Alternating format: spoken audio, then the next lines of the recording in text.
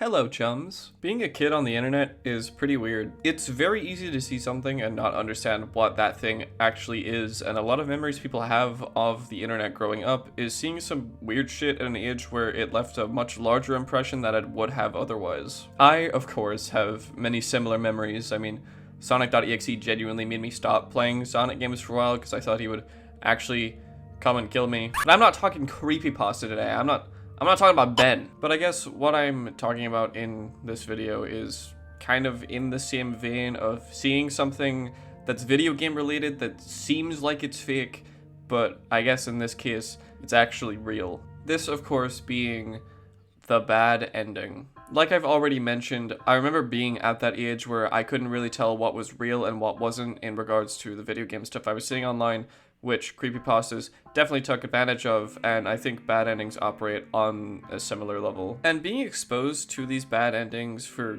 games that I was familiar with but hadn't played myself was a very jarring experience. Because kind of similarly to how humans react to babies crying, seeing Luigi look very sad is bound to make you pretty sad too. This is more of a personal video discussing some bad endings that I think were particularly impactful rather than a big definitive list of bad endings in games that made me shit myself and why you should shit yourself too. There's already plenty of videos about bad endings in games that go probably far more in depth than what I'm about to do. And it's also not really my goal to convince you that these bad endings are like the pinnacle of horror. I'm not really taking this super seriously, but I do want to kind of go back and look at some of the stuff that I saw when I was younger with bad endings in games, and also some of the stuff nowadays, the more modern games that also have bad endings, and just talk about what they do for the games that they're in and just kind of how weird they are sometimes. And I want to start with what is to me one of the most infamous ones, being from Luigi's Mansion, and this is kind of a double entry because as I was researching stuff for this video, the bad ending that I wanted to talk about, I found out,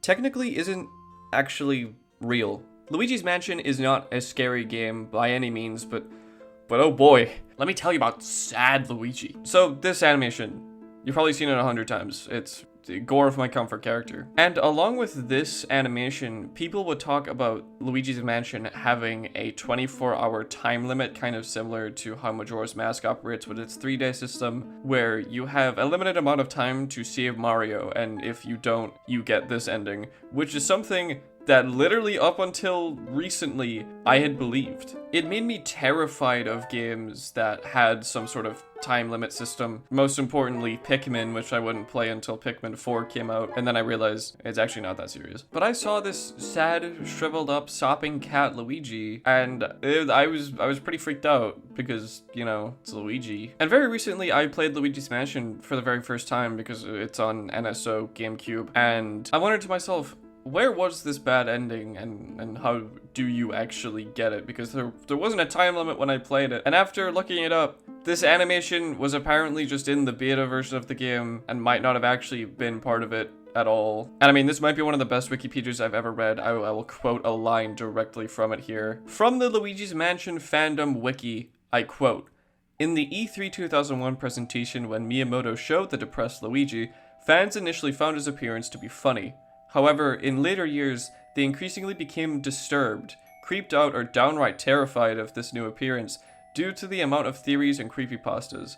An impressive feat for Luigi, who is supposed to be a whimsical, cheerful man." And you know what?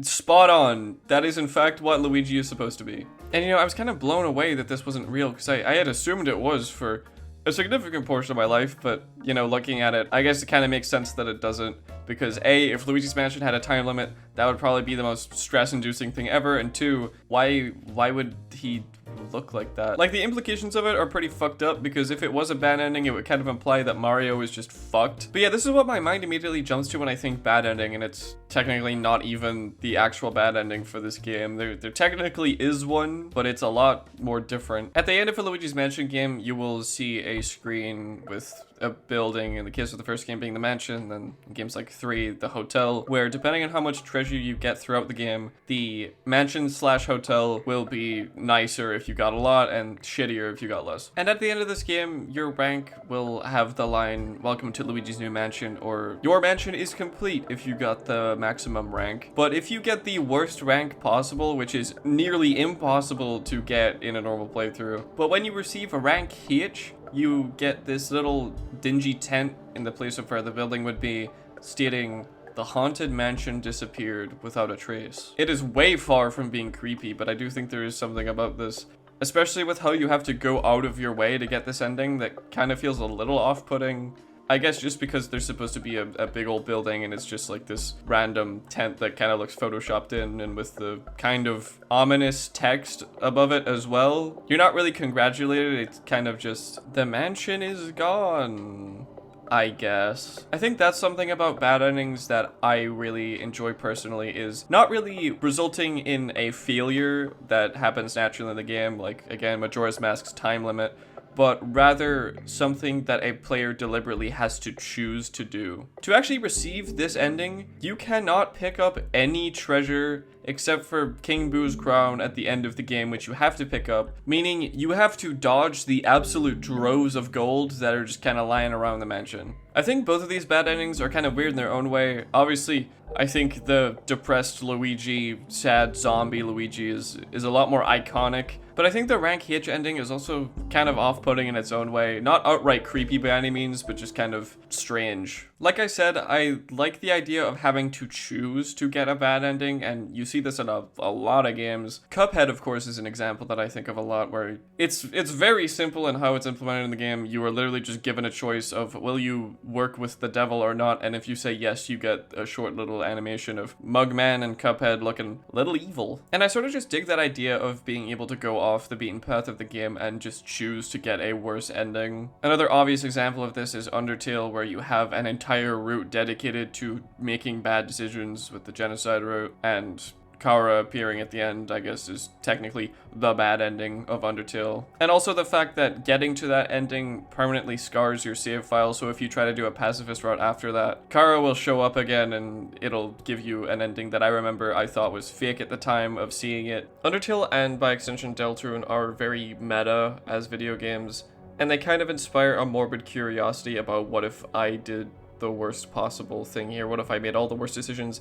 And I like how in Undertale it basically permanently punishes you for doing that if you try to do a pacifist route after a genocide route, which is something that a lot of people probably did because they would have felt bad for the characters. I like that the bad ending is kind of more of a permanent thing in that case. With how the genocide route makes you feel bad for killing everyone, because obviously the point of the game is to not fight people, having the consequences of your actions last all the way throughout the game, kind of mocking you for feeling these characters, I think is a really cool thing for Undertale specifically, and I really like that they kind of just don't let you get away with it. But yeah, you get permanently punished for making the decision to go for the worst ending possible, which is something that I really like. And Deltarune has a bad ending in quotes. It's not really an ending, but you get a choice whenever you get a game over if you want to continue or not.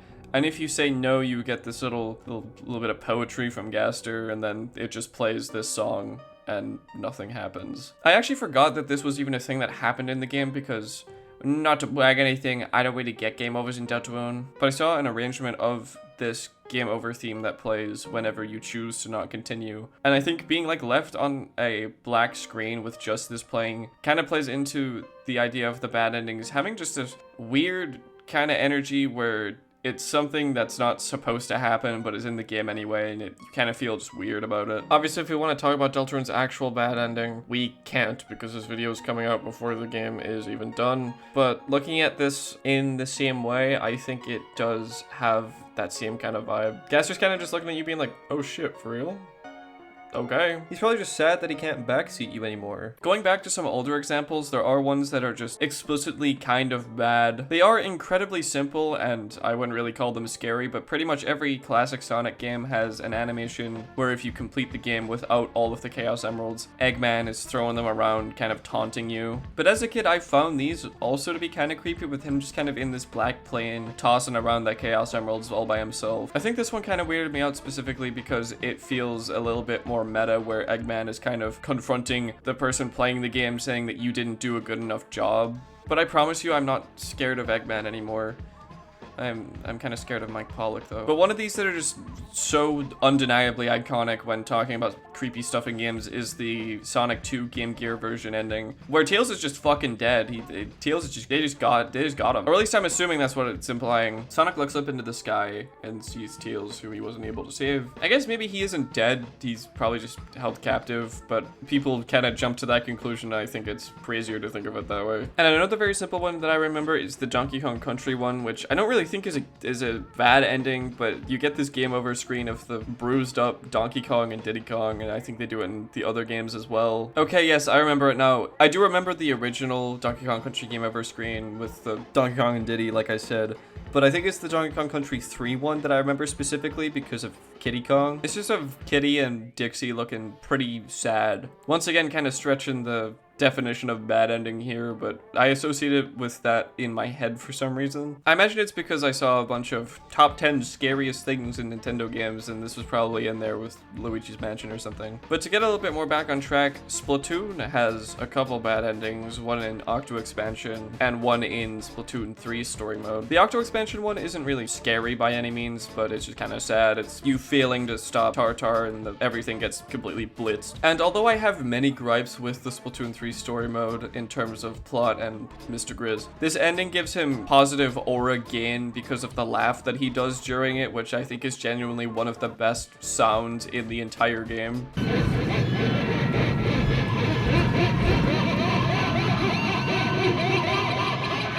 It makes me wish that Mr. Grizz was actually scary, because this sound effect is like, I hear just this absolute devilish creature, this malicious, scary bear from Nintendo game. And it's actually pretty well done. It's actually pretty freaky. He does what he wants, and he does his big scary laugh, which is a really cool distortion of the Grizzco laugh that we've been hearing throughout Splatoon 2 and 3, which I think is very effective. The two bad endings in Octo Expansion and Splatoon 3 are narratively identical, where you just kind of fail to stop the bad guy and they get away with whatever they're trying to do, but I think the Grizzco laugh definitely would have scared the shit out of me if I was a kid. And you know, I could probably just keep going on and listing a bunch of games, but I think I'll end it with one that has kind of taken a life of its own in some ways, with Pikmin 1. Like I said when I was talking about Luigi's Mansion, I was too scared to play Pikmin because of the idea of having a time limit and running out of time and failing the objective of the game. And seeing this cutscene float around definitely didn't help, where in Pikmin 1, if you run out of time and do not collect all of the ship parts, Olimar tries to take off anyway and fails. And when he crashes, the Pikmin pick up his corpse, I guess, at this point, and they carry him to the onion in which he is sprouted out and planted in the ground now as a Pikmin. Pikmin 2, The Bad Ending Continues fans, please subscribe now. This ending is very freaky, I think, for the game that it's in. The Pikmin, especially as early as the first Pikmin game, were these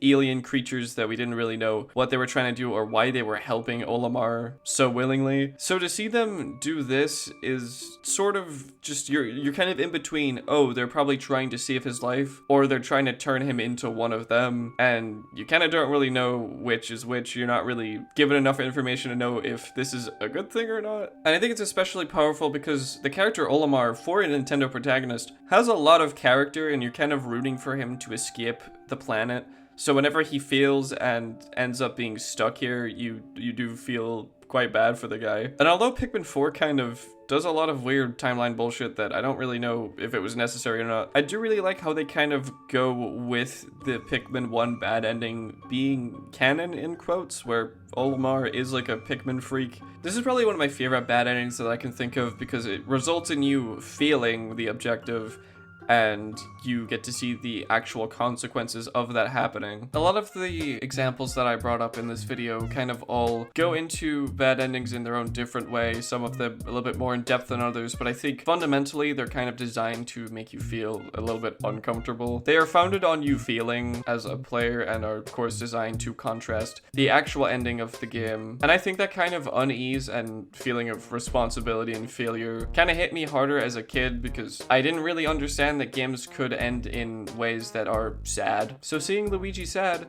as I said, makes me sad too. Thank you for watching my video. I thought this would be kind of a fun one to delve into. I kind of tried to articulate how I feel about these bad endings in a way that's sort of more personal to me. So as a reward for getting this far, I thought I would give you, my dear viewer, a bad ending to this video. If you want to check it out, it'll be linked on screen or in the description or in the iCard, whatever. Check it out if you want to. Otherwise, thank you for watching my video.